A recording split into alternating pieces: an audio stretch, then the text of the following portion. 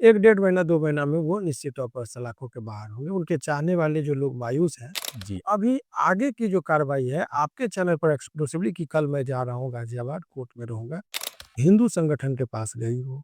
तो जी। हिंदू संगठन के पास उसका साठगांठ था यूपी के पुलिस के साथ। अपने मन के मुताबिक वो धाराओं का लगवा सकता था। मान लीजिए सोनाक्षी सिन्हा शत्रुघ्न सिन्हा की बेटी है। हमेशा शत्रुघ्न सिन्हा बीजेपी में कट्टर हिंदूवादिता की बात की लेकिन बेटी मुस्लिम से शादी कर ली। जी।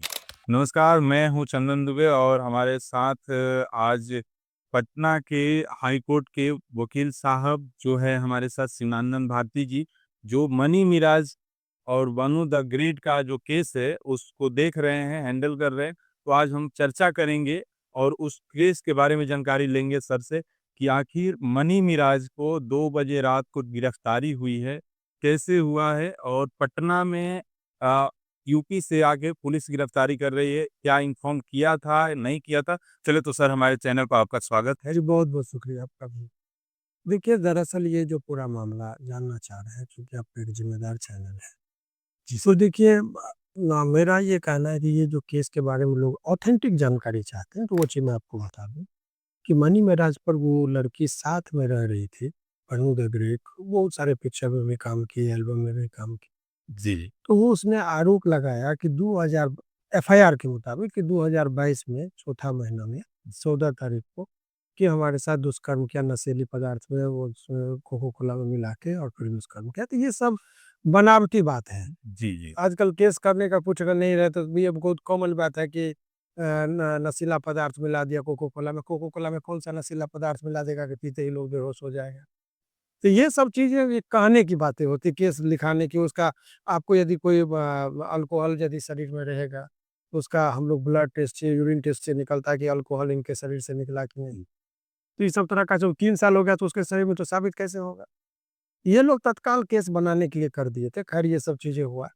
अभी मनी महराज का सभी लोगों को बहुत विस्तार से पता है कि क्या केस है, नहीं है, इसलिए उस पर भी ज़्यादा समय ना गँवाते हुए, आगे की रणनीति मैं आपके चैनल पे बता रहा हूँ कि अब आगे की रणनीति ये है जी, कि मनी महाराज पर जब जेल हो जाता है किसी व्यक्ति को, तो उसको निकालने का प्रक्रिया बेल है। तो न्यायालय में अभी पुलिस ने गलत-थलत करके उसको जेल में डाल दिया। अब जेल में डाल दिया तो उसको निकालने के लिए गाज़ियाबाद के ही जज साहब के पास उनका बेल होगा। इसलिए गाज़ियाबाद की अगली रणनीति हमारी है कल मैं गाज़ियाबाद जा रहा हूँ, वहाँ पे बहस करके बेल का ये चीज़ है, वो एक डायरी माँग होती है, बहुत सारी प्रोसेस को पालन करना होता है। 1 डेढ़ महीना 2 महीना में वो निश्चित तौर पर सलाखों के बाहर होंगे। उनके चाहने वाले जो लोग मायूस हैं, जी। उन लोगों के लिए इससे ज़्यादा खबर और इसमें मुझे नहीं लगता कि बहुत विस्तार से बताने की लायक और ज़रूरत है। सर पिछले बार हमने आपका इंटरव्यू किया था उसमें एफआईआर नहीं हुआ था, अभी एफआईआर हुआ है। तो इस एफआईआर में क्या धारा लगा है? देखिए एफआईआर में 376, 328, 323 इत्यादि आईपीसी की धाराएँ लगाई। अब ये क्या है 376 है कि जब आप दुष्कर्म करते हैं, रेप जिसको कहते हैं, रेप का धारा 376 है। 377 भी है जो अप्राकृतिक रूप से यदि किसी के साथ यौन शोषण होता है उसका धारा है। और भी 323 है लपड़-थप्पड़ से यदि किसी को मारते हैं तो वो और 328 अगर किसी को धर्म परिवर्तन के लिए आप बाध्य करते हैं तब। यही सब धाराओं को लगा के क्योंकि जब केस करना रहता है तो लोग चाहता है कि कितना बड़ा से बड़ा धारा लगा दे कि आदमी फांसी पे चढ़ जाए। ये लोग यही चाह रहा है कि डर जाए, लेकिन इस सब केस में न्यायालय के सामने दूध का दूध और पानी का पानी हो जाएगा और वो बच जाएगा। जैसे सोशल मीडिया पर चर्चा चल रहा है, हम लोगों को जानने को मिला है कि लड़की मुज़फ्फरपुर की रहने वाली है और लड़की वहाँ पर टीम के साथ काम कर रही थी, अभी फ़िलहाल में दिल्ली में है।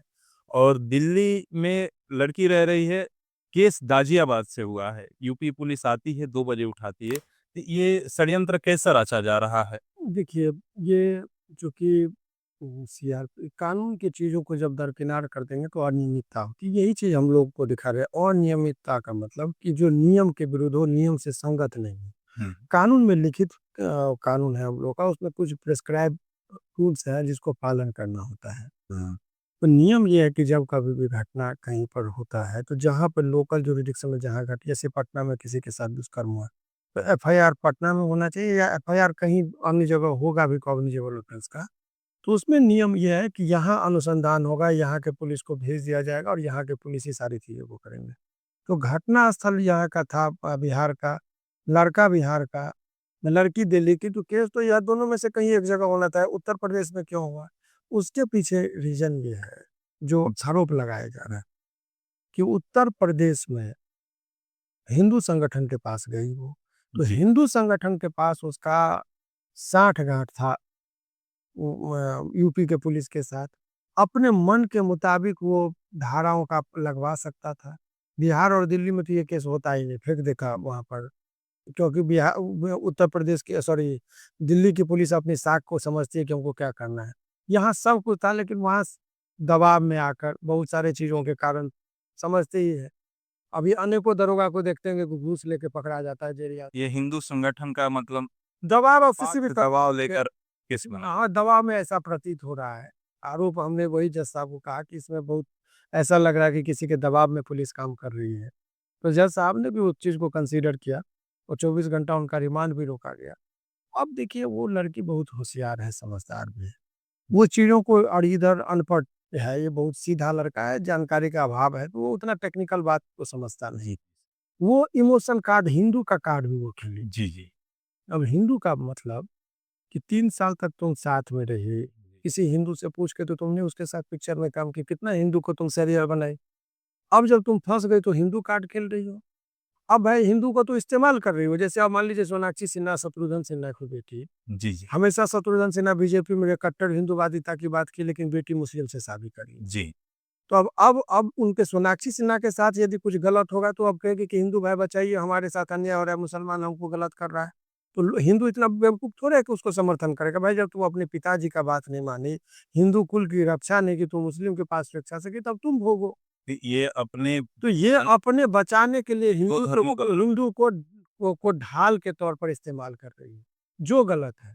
हिंदू मुस्लिम का कलर देना गलत गलत। है, यही चीज है। सर एक चीज़ और जैसे 2 बजे रात को पुलिस उठाई, तो क्या ये राइट बनता है कि किसी नहीं कलाकार नहीं, ये 2 बजे दिन में उठाया गया 2 था, बजे दिन दिन में, रात में पेशी के लिए लेके गया अच्छा था। पेशी के लिए तो इसमें बहुत सारी अनियमितता है जो कानूनी तौर पर, अब देखिए उतना कानून की व्याख्या जनता को शासन करना चाहिए था। तो वो बहुत सारे चीज़ों का है। अभी मूल रूप से उसको बहुत न्यूज़ चैनल पर हमने डिस्कशन कर लिया है। अभी आगे की जो कार्रवाई है आपके चैनल पर एक्सक्लूसिवली कि कल मैं जा रहा हूँ गाज़ियाबाद, कोर्ट में रहूँगा और वो फिर आगे की जो जैसे भी कोई होगा हम आपको इन्फॉर्म करेंगे। धन्यवाद।